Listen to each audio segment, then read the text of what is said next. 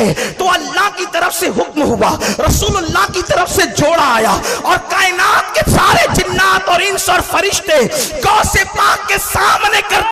السلام علیکم، میں عادل قادری۔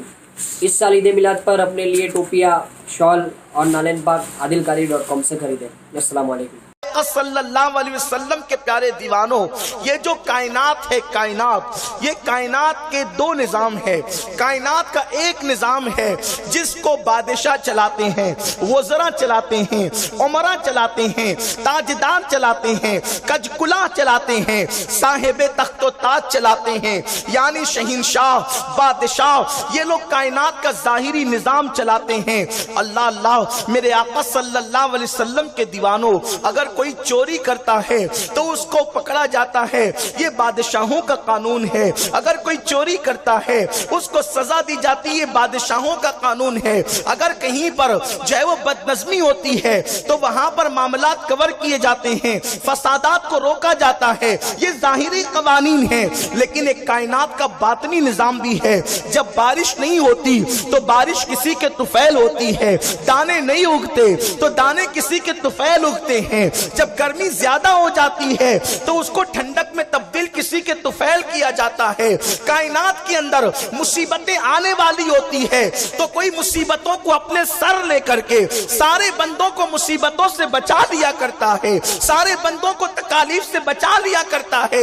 بادشاہ مصیبتوں سے بچنے کی تدبیر تو کر سکتا ہے لیکن مصیبتوں سے بچا نہیں سکتا۔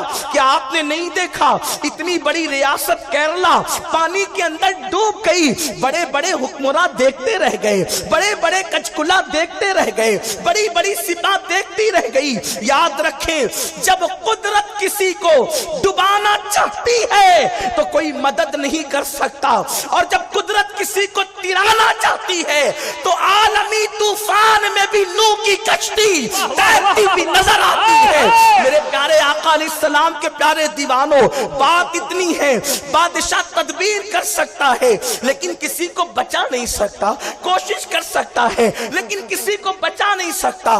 آپ اندازہ کریں، قحط سالی کا وقت آ جائے، قحط سالی کا دور آ جائے تو پھر اس وقت بڑے بڑے عمرہ اور وزراء کوشش کریں گے، لیکن بتاؤ کیا وہ دانا اگا سکتے ہیں؟ کیا وہ دانے کو جو ہے ایک دانے کو پیدا کر سکتے ہیں؟ نہیں نہیں، کبھی نہیں میرے پیارے آقا علیہ السلام کے دیوانوں۔ لیکن دانے کسی کے طفیل اگتے ہیں، بارش کسی کے طفیل ہوتی ہے، ہوائیں کسی کے طفیل چلتی ہے، شفق کا حسن کسی کے طفیل آتا ہے، باران رحمت کسی کے طفیل برستی ہے، نسیم سحر کسی کے طفیل چلتی ہے، رات کی تاریکی جو ہے وہ سکون اور اطمینان لوگوں کو جو عطا کرتی ہے وہ کسی کے طفیل عطا کرتی ہے۔ اور وہ کون ہوتا ہے؟ اسی کو وقت کا غوث اور قطب کہتے ہیں۔ وہ وقت کا غوث اور قطب ہوتا ہے اور اس کے اندر اتنا حوصلہ ہوتا ہے، اس کے پاس اتنا مقام ہوتا ہے کہ دنیا کے اندر آنے والی مصیبت کو وہ اپنے سر لے لیتا ہے۔ بلکہ آپ تصوف کی کتابیں اٹھا کر کے دیکھیں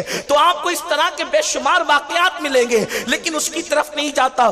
جلد اپنے اصل عنوان کی طرف آنا چاہتا ہوں۔ میرے پیارے آقا علیہ السلام کے دیوانوں، وہ غوث ہوتا ہے، وہ قطب ہوتا ہے، اور جو غوث اور قطب ہوتا ہے اس کی شان یہ ہوتی ہے کہ وہ اللہ رب العزت کی اس کائنات کے اندر باطنی نظام کو سنبھالتا ہے، سہارا دیتا ہے، اور اس کے ہاتھ اتنے لمبے ہوتے ہیں، بظاہر تو اس کے ہاتھ انسانوں کی طرح ہوتے ہیں لیکن اس کے ہاتھوں کی طاقت اتنی لمبی ہوتی ہے کہ وہ مسلح پہ کھڑے رہ کر سمندروں تک ہاتھ پھیلا کر کے جو ہے وہ ڈوبتی ہوئی کشتیوں کو تراتا ہوا نظر آتا ہے۔ میرے پیارے آقا صلی اللہ علیہ وسلم کے دیوانوں، بہت وقت میں گنجائش نہیں ہے اس لیے کہ ایک سفر درپیش ہے، ورنہ یہ مستقل عنوان ہے کہ مقام قطبیت کیا ہے اور قطبیت کی شان کیا ہے اور مقام غوثیت کیا ہے۔ لیکن یاد رکھیں، حضور غوث پاک رضی اللہ تعالیٰ عنہ غوث العظم ہے اور غوث العالم ہے، غیاث الکونین ہے۔ سرکار غوث پاک کی شان کیا ہے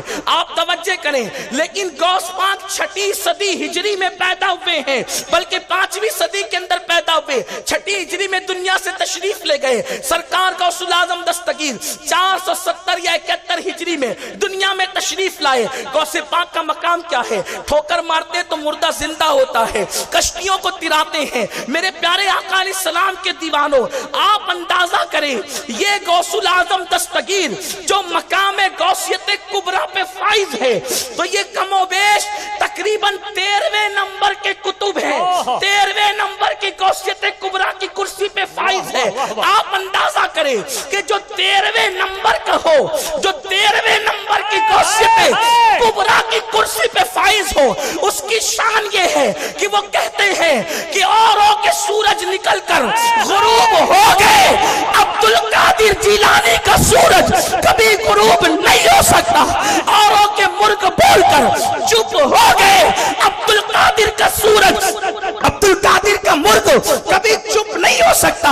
इमाम कहते हैं मुर्ग सब बोलते हैं, बोल के चुप होते हैं। हाँ सील एक नमा संजा रहेगा तेरा, वो गौसियत कुबरा की कुर्सी पे बैठकर जमीन और आसमान का निजाम गौसे वक्त चलाता है, गौसुल वक्त चलाता है, वक्त का कुतुब चलाता है। लेकिन मेरे आका अलैहिस्सलाम के दीवानों, अब मैं तुमसे पूछना चाहता हूं, वो गौसुल आजम दस्तगीर जो मिंबर बगदाद के मिंबर पे खड़े होकर खुतबा दे तो पूरी दुनिया के औलिया जिसका खिताब सुने, तवज्जो करना, गौस पाक की फजीलत इस वक्त मेरा उन्वान नहीं है, हालांकि वो मेरी जिंदगी का उन्वान है, लेकिन आज के दिन वो उन्वान नहीं है। मेरे आका अलैहिस्सलाम के दीवानों, गौस पाक बयान करते हैं, पूरी दुनिया के औलिया सुनते हैं, गौस पाक बयान करते हैं, जिन्नात सामने होते हैं। शेख अब्दुल हक मुहद्दिस देहलवी कहते हैं कि जब गौस पाक ने कहा कि मेरा ये कदम हर वली की गर्दन पर है, तो अल्लाह की तरफ से हुक्म हुआ,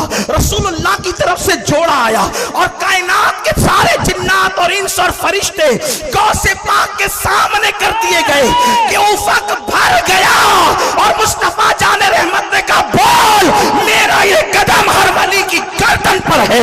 तो जितने जमीन पे थे उन्होंने भी गर्दन झुका दी, जितने कब्रों में थे उन्होंने भी गर्दन झुका दी, जो माँ के पेट में थे उन्होंने भी गर्दन झुका दी, जो आलम अरवा में थे उन्होंने भी गर्दन झुका दी।